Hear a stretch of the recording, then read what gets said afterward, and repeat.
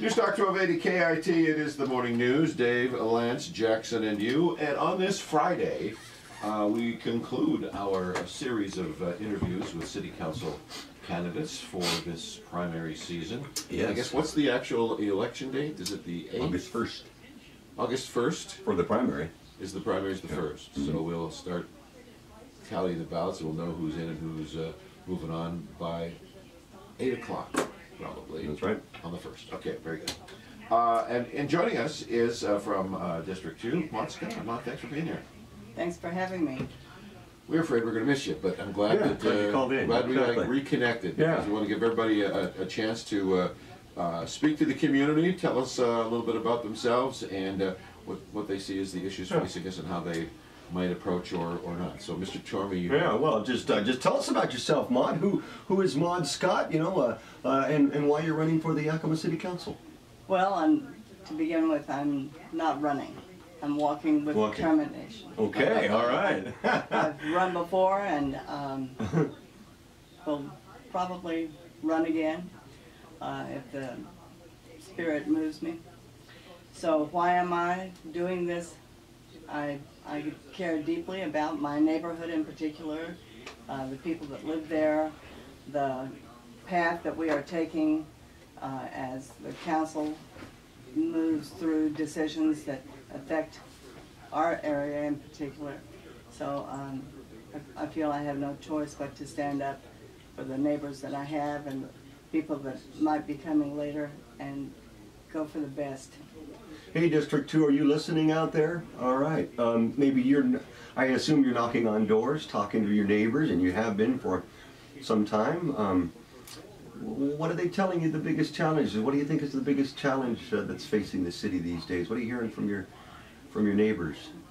Well, I've been knocking on doors for 40 years. That's what I thought. And my neighbors have rotated and changed in some manners, but we still get along, I think, beautifully.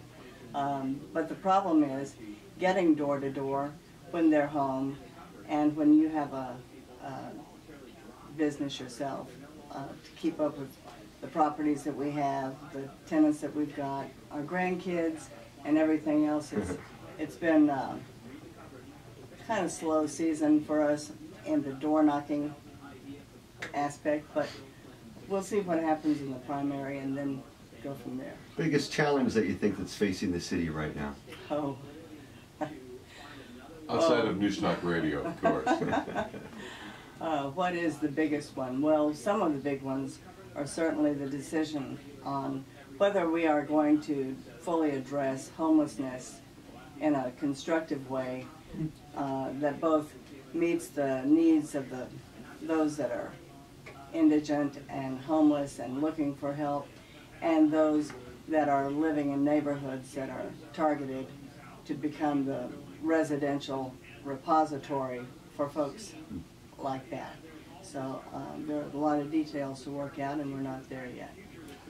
And by that, for those of you who are saying, I know Maude Scott, I know that name, how's it, you know, been associated, she's been involved in activities in eastern Yakima for a long time and was kind of a champion with her neighbors and raising awareness about concern for the Roy's Market area.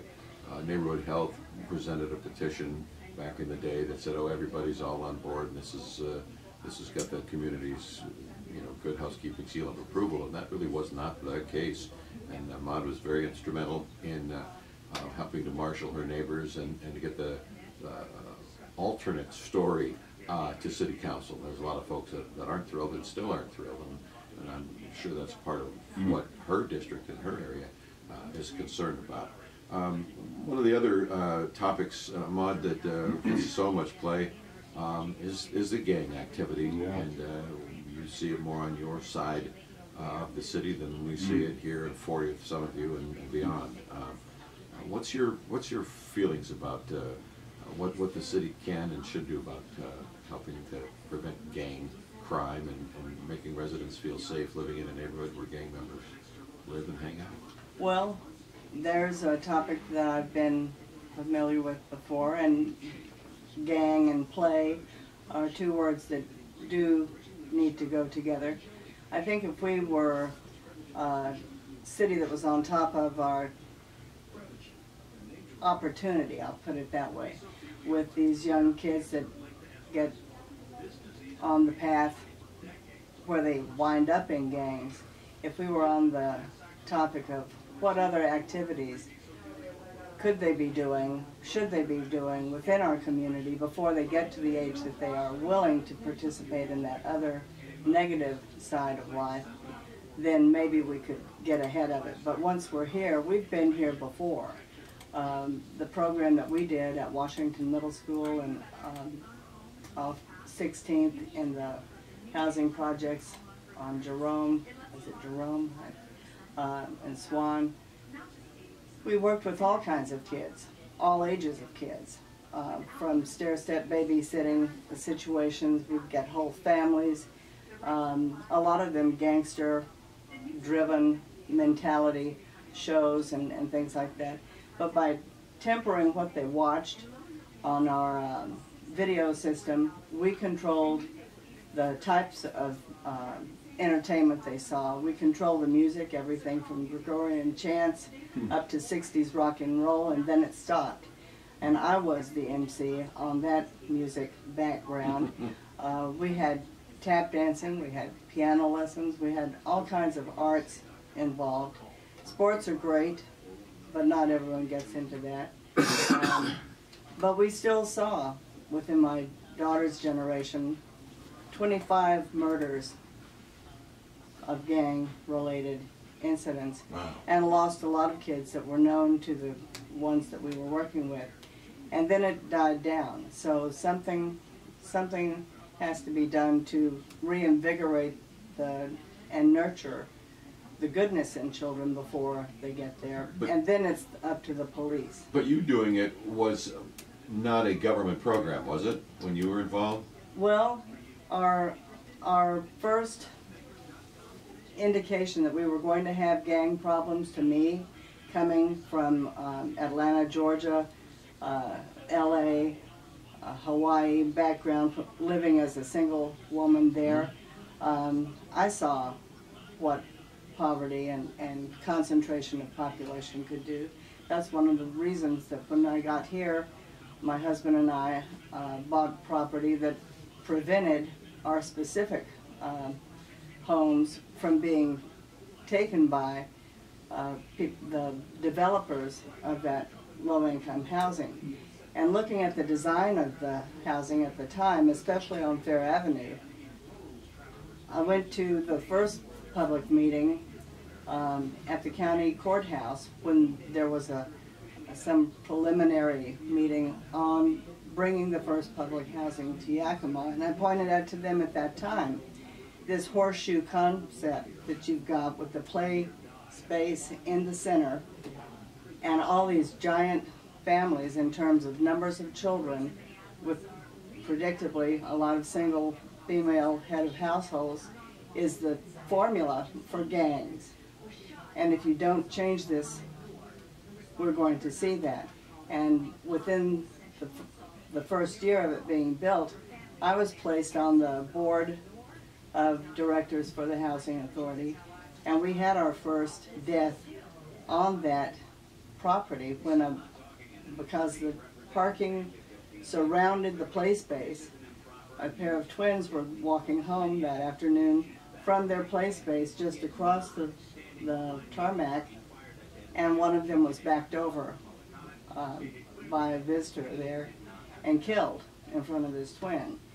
Those boys and their contemporaries did wind up being some of the first gang enrollees, I guess I'd call them.